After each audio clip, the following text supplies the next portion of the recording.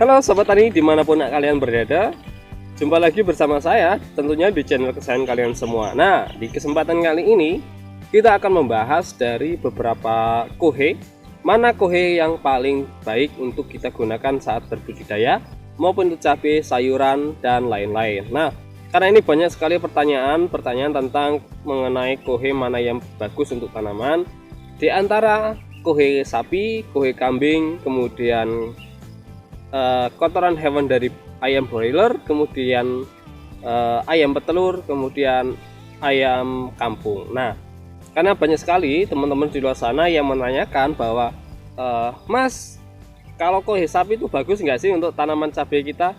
Kalau untuk dasaran, Mas, bagaimana kalau cemendil atau kotoran kambing kita gunakan untuk tanaman sayuran ataupun buah-buahan? Nah, jadi di kesempatan kali ini kita akan membahas tuntas mana yang terbaik di antara kelima kotoran hewan tersebut. Jadi buat teman-teman semuanya, simak video ini sampai akhir.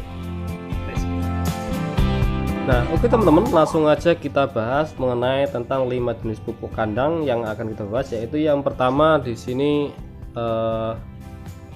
ada kohe sapi,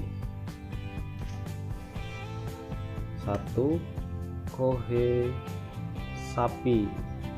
Yang kedua di sini ada kambing. Terus yang ketiga ada ayam broiler atau ayam potong ya, ayam potong. Kemudian keempat layar atau ayam petelur,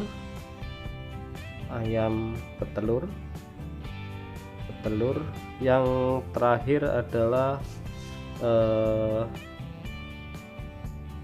ayam kampung.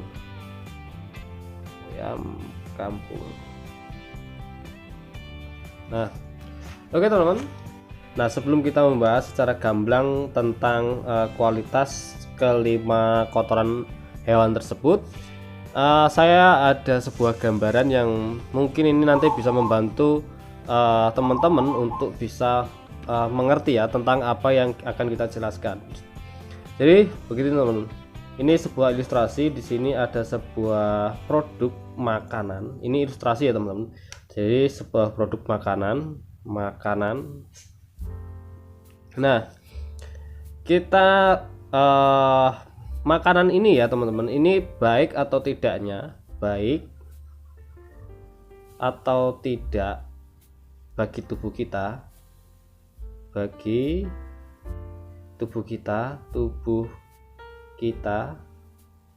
Nah, jadi seberapa baik makanan ini untuk tubuh kita itu bergantung komposisi untuk membuat produk makanan tersebut teman-teman. Jadi kalau seandainya produk makanan ini terbuat dari bahan-bahan yang memiliki nilai gizi di bawah rata-rata ya teman-teman, bisa dikatakan buruk ya, proteinnya rendah, minus low protein, kemudian jelek lah ya teman-teman, jelek, nanti efeknya ke dalam tubuh kita, efeknya itu sangat buruk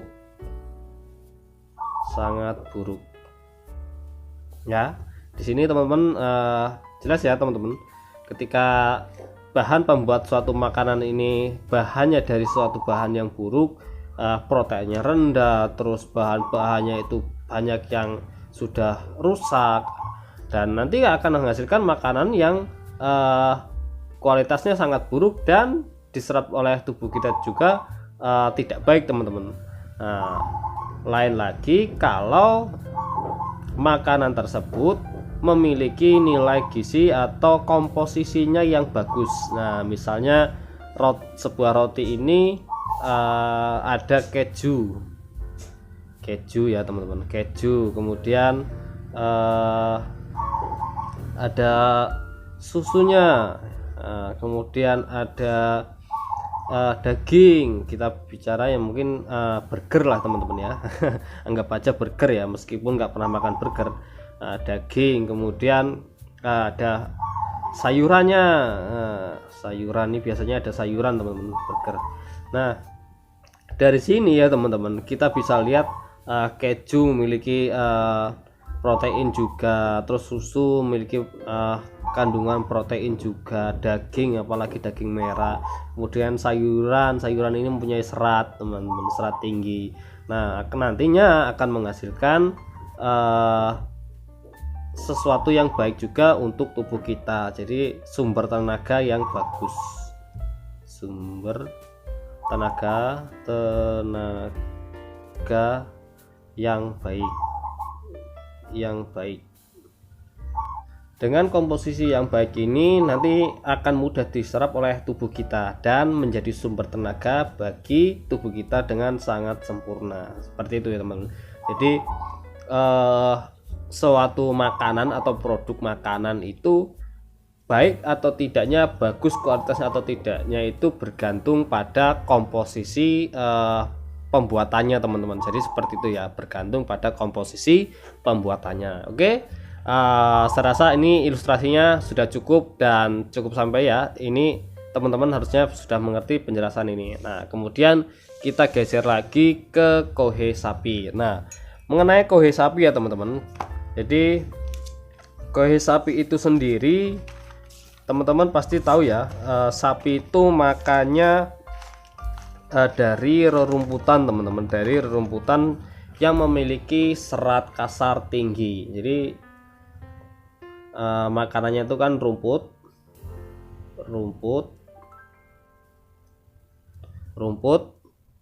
berserat tinggi, rumput serat tinggi. Nah, ketika si sapi ini ya teman-teman, sapi ini ketika makan rumput yang seratnya tinggi, kohenya pun nanti akan menghasilkan kotoran hewan yang berserat juga, berserat tinggi. Dengan kualitas kohe yang berserat tinggi, teman-teman, ini akan sulit untuk didekomposisi, didekomposisikan. Jadi ketika berserat tinggi akan sulit didekomposisikan. Nantinya teman-teman, jika kita langsung berikan pada tanaman, kita aplikasikan di lahan, itu tidak bisa langsung diserap secara langsung oleh tanaman. Nah gitu ya teman-teman. Jadi kohe sapi ini teman-teman, kohe sapi ini, kotoran hewan dari hewan sapi ini harus dilakukan difermentasikan dahulu sebelum kita taburkan di lahan. Nah, lalu bagaimana kalau efeknya jika kita nekat langsung kita berikan pada tanaman atau kita taburkan di lahan pertanian kita? Nah, jadi seperti ini teman-teman. Saya rasa itu sangat buruk dan nantinya mungkin kandungan nutrisi yang ada pada kohe sapi ini bisa diserap ketika mungkin musim kedua, bahkan di musim tanam yang ketiga. Kenapa? Karena tekstur dari kohe sapi ini memiliki serat yang tinggi. Nantinya mikroba atau pengurai kompos itu teman-teman pasti tahu ya, yang biasanya kita pakai di M4 dan lain sebagainya. Nah, itu akan mendekomposisikan si kohe itu atau mengkomposkan kohe itu menggunakan unsur hara N pada si kohe tersebut. Nah, mikroba itu menggunakan unsur N itu untuk mendekomposisikan si kohe tersebut supaya terurai dan nantinya mudah diserap oleh tanaman. Nah, saat proses tersebutlah teman-teman, nanti tanaman kita akan kekurangan yang namanya unsur N minus N. Nah, kekurangan unsur minus N ini nanti akan membuat tanaman kita kerdil, gitu teman-teman, kurus, jadi nggak ada pertumbuhan, bahkan bisa kering dan mati. Dan dari kualitas si sapi ini teman-teman, sapi ini minumnya terlalu banyak. Nah, nantinya kohenya pun, kotoran hewannya pun akan memiliki kadar air yang tinggi. Kadar air tinggi. Nah, kadar air yang tinggi ini, teman-teman, ini bisa mengakibatkan amoniak. Amoniak ini akan keluar terus, amoniak tinggi ya. Nggak cukup teman-teman. Nah, amoniak tinggi, dan ini sangat selain berbahaya bagi tanaman kita karena panas, kemudian juga ini sangat buruk bagi lingkungan kita, termasuk pemanasan global itu dari amoniak ini tersebut, teman-teman. Dan dengan kadar air yang tinggi, teman-teman, kadar air yang tinggi nantinya akan memacu yang namanya pertumbuhan jamur. Pertumbuhan jamur patogen. Nah, teman-teman, nah, itulah kelemahan dari penggunaan kohe sapi yang mentah. Kohe sapi yang mentah tanpa difermentasikan dahulu. Nah, seperti itu ya, teman-teman. Jadi berdasarkan kualitasnya, saya kira si kotoran sapi ini sangat rendah, teman-teman ya. Jadi sebelum kita gunakan, saran saya, jika teman-teman menggunakan kohe sapi, alangkah baiknya dikomposkan dulu. Nah, dikomposkan dulu dengan waktu yang sangat lama karena memiliki amoniak yang tinggi. Seperti itu ya, teman-teman, dan serat yang tinggi. Jadi proses pengomposannya akan sangat lama jika kita menggunakan kohe sapi, teman-teman. Oke, kita ini udah selesai ya, teman-teman. Kohe sapi ini udah selesai, dan kita lanjut ke pembahasan yang berikutnya, yaitu kohe kambing. Nah, kohe kambing ini ya, teman-teman, ini memiliki bentuk butiran yang sukar sehingga perlu dikomposkan, teman-teman. Jadi ini bentuknya memiliki bentuk butiran, teman-teman, granul ya, teman-teman. Nah, ini keras dan sulit untuk hancur, teman-teman, jika kita aplikasikan secara langsung pada tanaman atau di lahan pertanian tanpa kita komposkan dahulu, teman-teman. Jadi nanti kemungkinan besar bisa diserap nutrisi dari si kotoran hewan dari kambing ini, teman-teman. Ini mungkin bisa di musim kedua setelah kita tanam keduanya, teman-teman, bukan di musim pertama saat kita menggunakannya, karena si butiran ini belum hancur dan sulit untuk diserap oleh akar tanaman kita, teman-teman. Selain dia keras, namun dia juga memiliki kelebihan sedikit ketimbang kohe sapi ya, teman-teman. Jadi kalau kohe kambing itu memiliki kadar air yang rendah,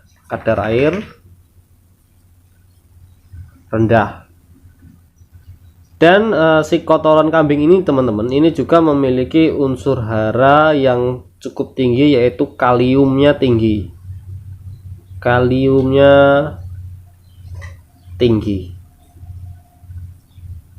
Untuk makanannya sama aja ya, sama sapi, memiliki kebanyakan serat kasar yang dipakai, cuma berbeda lagi hasil dari si kotoran ini sedikit berbeda dari si sapi. Lebih mending menurut saya menggunakan kohe kambingnya ketimbang kohe sapinya, teman-teman.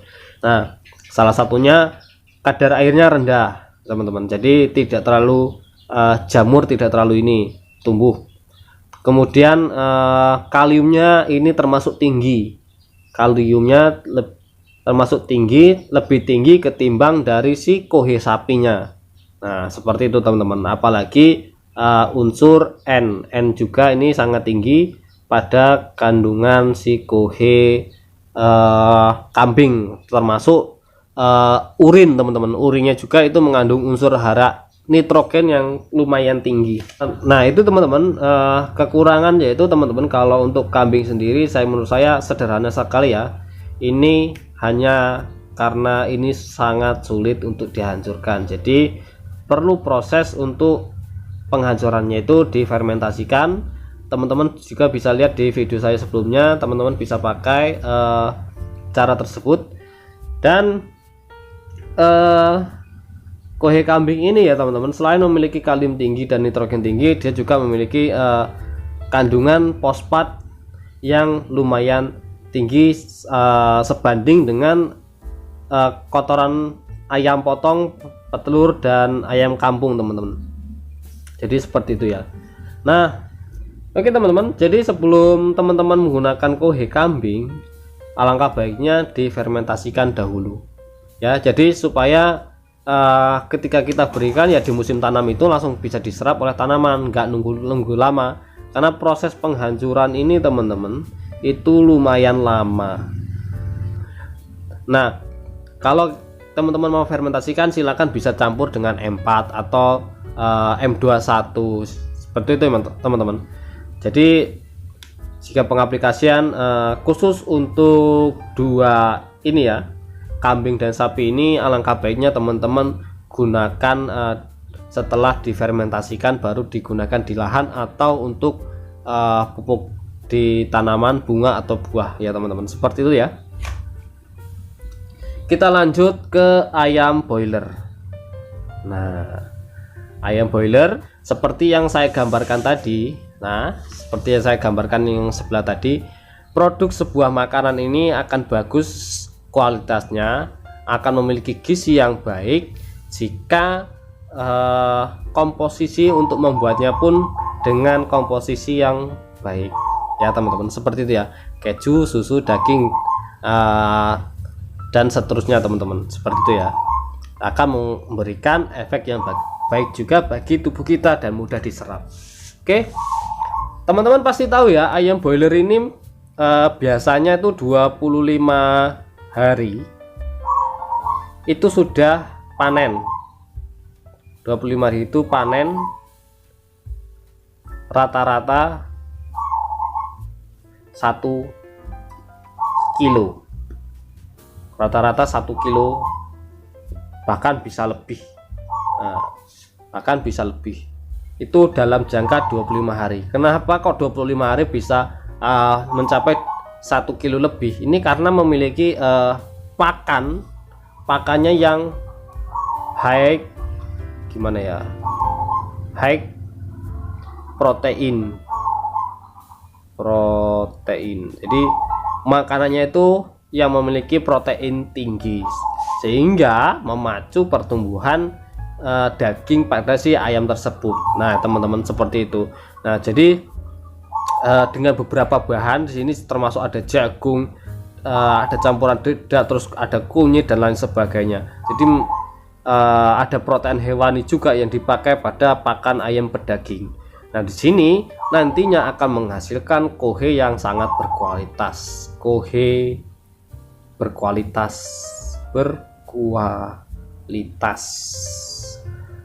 berkualitas, apalagi jika campuran kohenya ini ada sekamnya, ada sekam padi,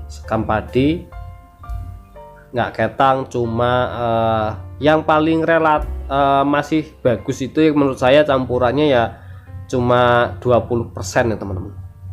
Campuran sekam padinya itu yang 20%. Kalau terlalu banyak juga ya nanti kita ujung-ujungnya cuma beli sampah gitu teman-teman.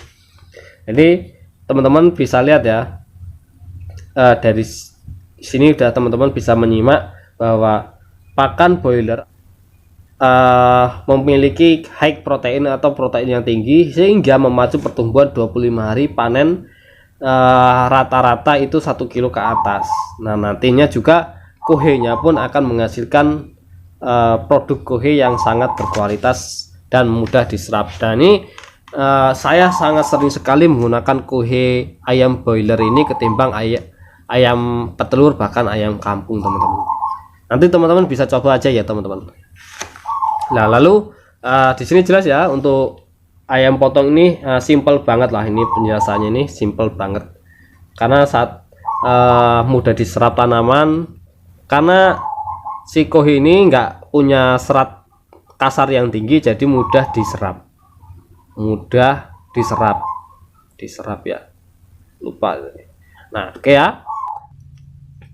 Nah oke teman-teman, setelah kita membahas ayam boiler atau ayam potong, kemudian kita akan membahas tentang ayam petelur. Nah, ayam petelur ini meskipun ayam petelur dan ayam broiler ini sama-sama produksi yang lumayan besar, teman-teman. Ini sama-sama produksinya lumayan besar, maupun dari perorangan, CV ataupun PT. Nah, namun teman-teman mengetahui untuk pakan ayam petelur itu berbeda dengan ayam potong atau ayam broiler yang rata-rata proteinnya itu rendah.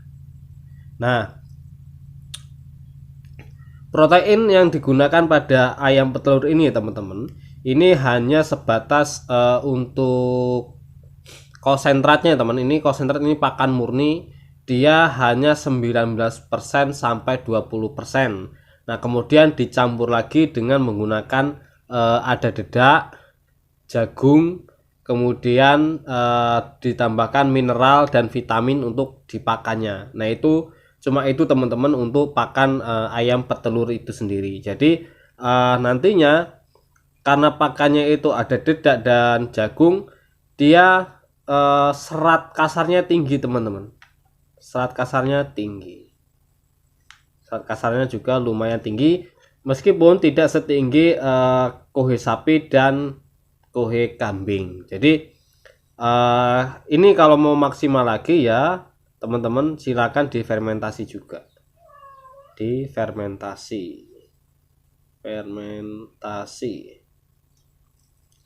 Jadi yang kalau kepepet bisa bagus, tapi tidak akan semaksimal menggunakan ayam potong jika tidak difermentasikan dahulu.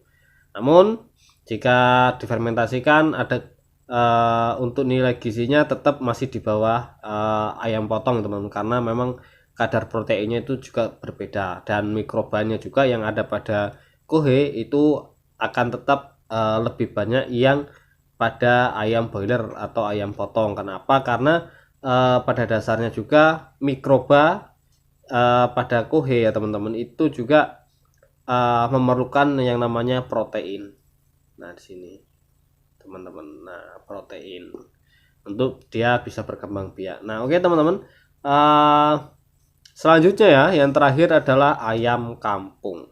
Nah, ayam kampung ini juga sebenarnya masih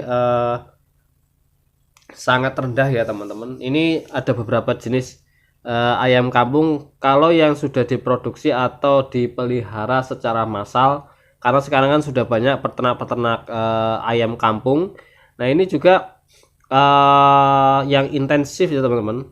Ini lumayan juga proteinnya yang digunakan. Ini hampir sama dengan ayam petelur, saya katakan sama, karena ayam kampung ini memerlukan 16% protein. Nah, 16% proteinnya teman. Namun kalau ayam kampung yang dipelihara perumahan yang hanya makannya ala kadarnya, itu ya kualitasnya masih di bawah ayam petelur ini ya teman-teman. Masih minus lah, masih kurang bagus. Nah, jadi kalau mau menggunakan tinggal lihat teman-teman mau gunakan ayam kampung nih, ayam kampung pakan yang digunakan untuk memberikan pakan ayam kampung itu apa. Kalau seandainya cuma ala kadarnya ya hasilnya pun ya ala kadarnya juga, kadar dari nutrisi pada kohi tersebut. Nah, oke teman-teman, itu semua penjelasan tentang mengenai 5 kohe atau 5 kotoran hewan. Silakan teman-teman simpulkan mana yang terbaik, dan semoga video atau sharing kali ini bermanfaat buat teman-teman semua. Jangan lupa untuk bagikan ke teman-teman yang lain supaya teman-teman yang lain juga mengetahui apa yang teman-teman ketahui dan teman-teman dapatkan. Oke, tetap jaga kesehatan. Sampai jumpa di episode selanjutnya.